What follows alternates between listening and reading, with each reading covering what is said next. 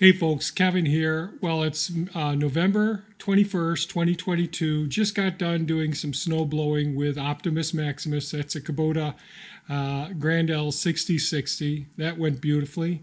And I thought about, since I've done a couple of videos on the Grand L 6060, I thought I'd talk about Mini Me, which is a small tractor behind me. And Mini Me we've had for just over a year now, and Mini Me is a Kubota B2601, and it has been an absolutely fantastic small tractor. So I thought about a few things. Now, we bought this mainly for doing small jobs around here, and we call it Thea's tractor. So that she can get used to using a tractor on the property again. It's been years since she has really used the tractors. She did used to use the Case 995, but really I've been the main operator of all the tractors and heavy equipment and all. But I thought what I'd do is tell you a couple of things. The icebreaker is, we love this tractor. This is absolutely fantastic. And when we went to select this, I had already ordered the Grand L 6060. So I knew I had a tractor that would be a good winter operating tractor that could handle all the snow blowing here. We knew it could lift up heavy objects with the forks that we got for it. We knew that the front end loader could handle gravel and stone and do a lot of heavy work. It has hauled logs and trees out of the forest and all. And it has been absolutely fantastic. And we use the grapple both on that tractor as well as Mini Me here. But after ordering that, I decided, you know what, I'm just going to bite the bullet and order a small tractor. And I wanted a small tractor because I certainly wanted Thea to be able to use one tractor while I'm using the other one. And I also wanted the small tractor to be more maneuverable. In other words, get into locations in our food forest in between different trees and all to bring up loads of compost or wood chips or whatever it would be. Having two tractors for both of us being on the farm now and working together really does work out very, very well. And you've probably seen in some of the videos, if you watch them, when we're potting up plants or we're working in the gardens and all, having the two tractors work out fantastic. So when I was choosing which small tractor to get from Kubota, because I really wanted to go with Kubota, I really like the Kubota line, there were really three different tractors in the small series size that I would actually like. So actually all three of the tractors that I'm going to talk about, including Optimus Maximus, the Grand L 6060, are considered compact tractors. So there's a tractor that's a little bit smaller framed, narrower wheelbase, smaller tires, and that's the BX series. So this is the B series. This is a B2601. There's a B2301, and I think there's a B2610. I think that there is as well. I'm not really certain about that. But I was looking at the BX series, which I think of the BX series as being more for smaller footprint properties or people with more finished lawns, that sort of thing. People who have very small spaces that they want to get their tractor into. Where the B series, they have larger wheels. So the front wheel is larger. The tire, the height of the tire tread is higher. The BX series, the ground clearance is much less. I think they're around 6 or 7 inches of ground clearance, where the B2601 has a ground clearance of about a foot. There is another Kubota compact tractor that's a little bit bigger than this one, that's in the LX series. So all three of these ones have about the same size motor. They're all called, they're part of the 26 series. This motor here is 25 point some horsepower. I can't remember, and I think it's 19 horsepower off to the PTO. So and it has a mid-mount PTO halfway, so it could drive a lawnmower, it could drive a front-mounted snowblower, it could do those things. The BX doesn't have as high a lifting capacity, so when we look at the model number of the loader, so this is a 435 kilogram weight that it can lift at the pin, which is this location right here, where the bucket hooks onto the either the quick hitch attaches to the lifting arm of the loader, or where the bucket is pinned onto it. And I'll always mention, I really think nowadays it's crazy not to get a quick attach for the front end loader, because we use the forks on this for moving big bins and logs and all. We use the grapple on it, and it's just super quick and easy to remove the bucket and put any other piece of equipment on it. This actually loader is one that you can take the loader off without ever leaving the driver's seat on this. So there were a lot of things about this size tractor. The ground clearance I absolutely had to have, and I wanted something that had a better, I'm going to call it frame system, where the motor actually attaches to the transmission, and the whole unit seems more solid and sturdy than the BX series. I'm not trying to poo-poo them. I just think that this is more farm related. This, with the ground clearance, can get around to the various properties of road work that we're doing in different areas, and we have lots of mud and stone and all, and trees that go down all the time. This climbs right over them just fine. The LX series, the LX 2610, has basically the same motor, has the same hydraulics. Oh, there was one other thing I wanted to say about this. With this tractor, one of the things that I like about it over the BX series is that they both have hydrostatic transmissions, but this has a high, a medium, and a low range. And the BX series has just a low and a high range. And if you're just working around in residential areas and all, that's probably absolutely fine. But for me, I didn't think the high would be high enough or the low would be low enough to do some of the work. So when I'm digging into a pile of compost and it's been sitting there all season, I'll drop it down to low and it'll drive right into it without any problem.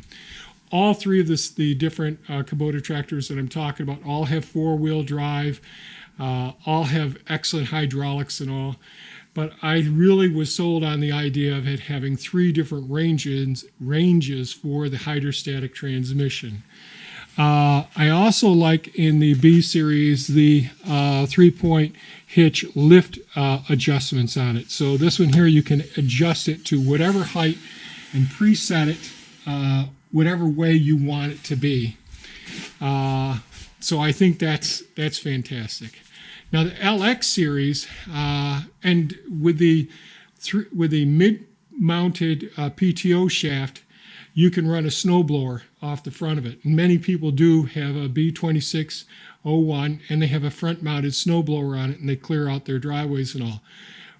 And I really thought about getting a secondary snowblower just in case if something happens with the Grand L6060. And it's something that I will consider in the future.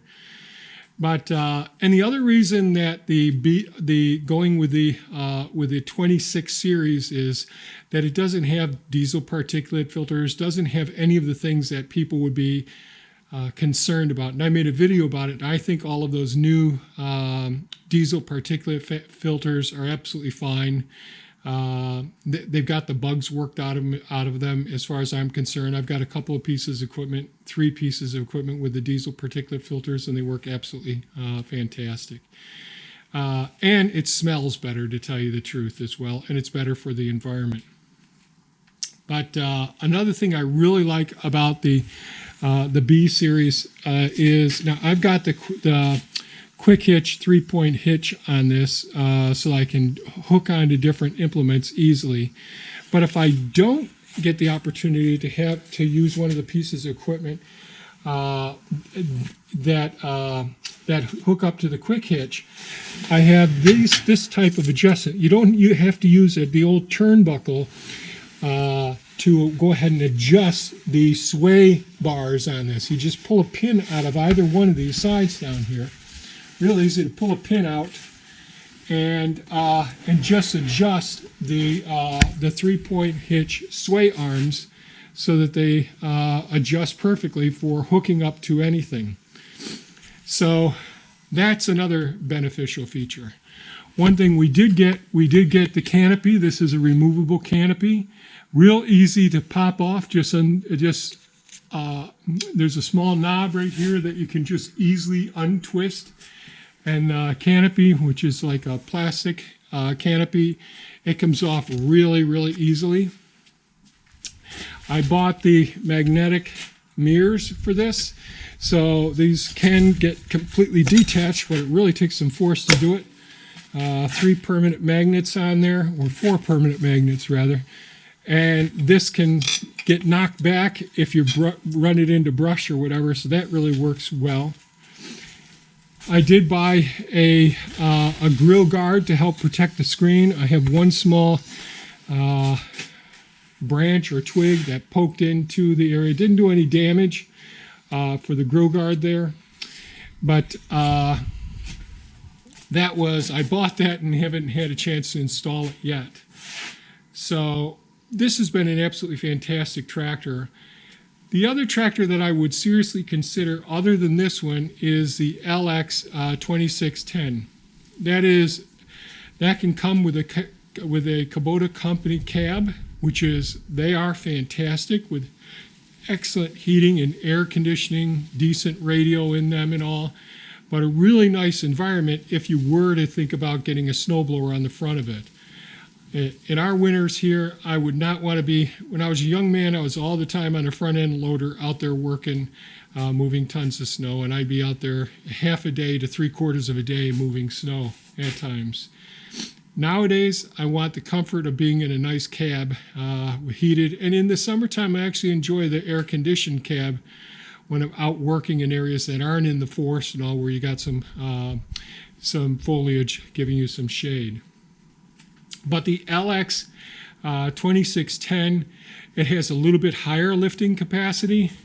So this one has, at the pin, you multiply 435 by 2.2, so you have like a about 950 pounds at the pin.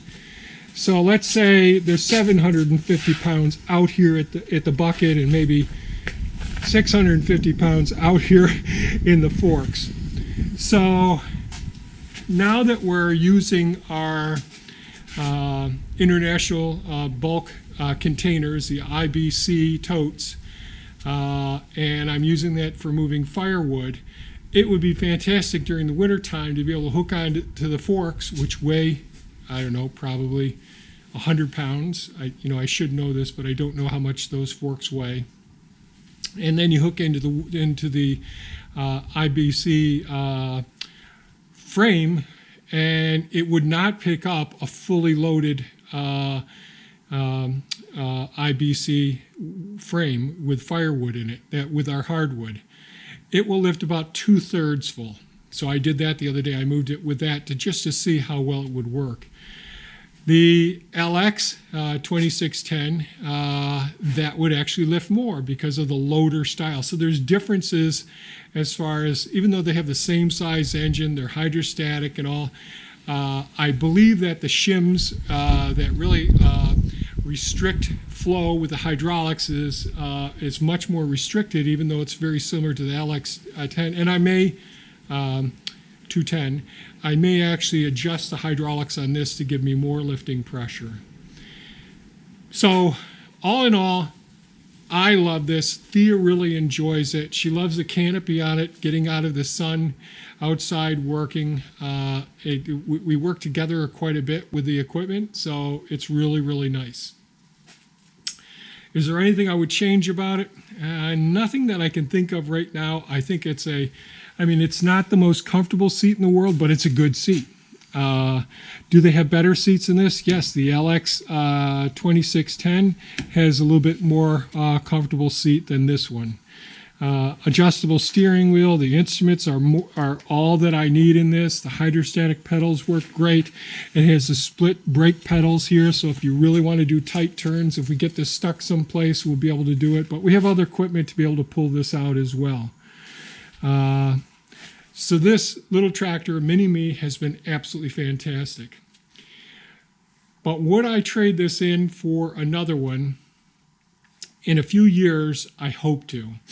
And that's because I see in the last couple of weeks, Kubota has been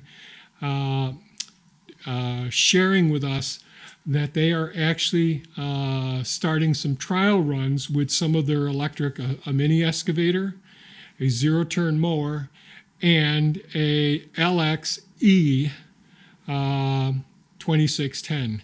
So it's a little bit bigger than this, but it's comparable to the one that's a little bit bigger than this with about the same size frame, which will be able to operate all of the things that are here. It's going to be done in Europe. I believe they're just going to be renting these out to municipalities and that sort of thing. These electric ones, they are lithium ion, unlike some of the other companies that are going into the electric field. So I think Kubota is going about this right. So will the release versions come out anytime soon? No, I think it'll be 5, 6, maybe 7 years before they're ready to produce those and sell them. Everyone's making the transition right now. All of the, between artificial intelligence, autonomous driving. John Deere's been doing autonomous driving for a while now. And there are a few really good electric tractors out there right now. And so they're going to get better and better over the next 5 to 7 years. And hopefully in 5 to 7 years, they will have that LXE, and the E stands for electric, 2610 available for us to use as well. So that would be the tractor that I'd want to go with. I really want the quietness of it. And if Kubota is able to do that, who knows what other RTVs and all they'll come up, because hunters are going to want electric utility vehicles and recreational vehicles as well. So this video is getting long. Just wanted to share. I just absolutely love this. Thea really enjoys it as well. I'll be making some videos in the future on how I think we should use the loader on this to safely and carefully use the grapple to load the grapple without it getting to be a big bumpy ride and all. These are things that I'm doing for Thea so that she can work in the forest. She can be on this tractor with the grapple on it, and I can be operating the chainsaw. So that's it for today's video. If there's any comments or questions or things you want to hear about any of these tractors or other pieces of equipment, I'd love to share my thoughts on it. We've had all these pieces of equipment for over a year now, and man, I'm really enjoying the move up from my older technology to the newer technology and the advanced comfort that we have nowadays. So would I recommend this B2601? Yep. You got several acres to work with. This is a good tractor. Thanks so much for watching, folks. Stay safe and take good care of yourselves. Bye-bye now.